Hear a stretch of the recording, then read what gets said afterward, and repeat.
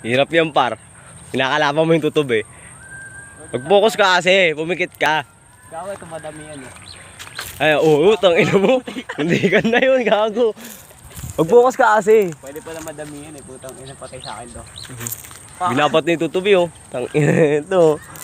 Mag-focus ka kasi, pahinga mo ingay ng tutubi. Pumikit ka. Ito gago Pahinga mo yung tunog. Tamaan na ako eh. May hirap yan par, kinakalaban mo yung tutubi. Tangina. Pak, gago sa pala. Ewan ko kung anong... Ganda tama yan par ah. Olats yan ah. Olats yan par. Utang, oh, kinakalaban mo. Oh, gago, laglag. Laglag par. Tanong lang. Laglag, gago. One down. Patay mo na sa tutubi par. Utangin na. Sugurin ka ng ina niyan. Bumagsak yung airplane. Ayun par, oh, yan oh, yan oh.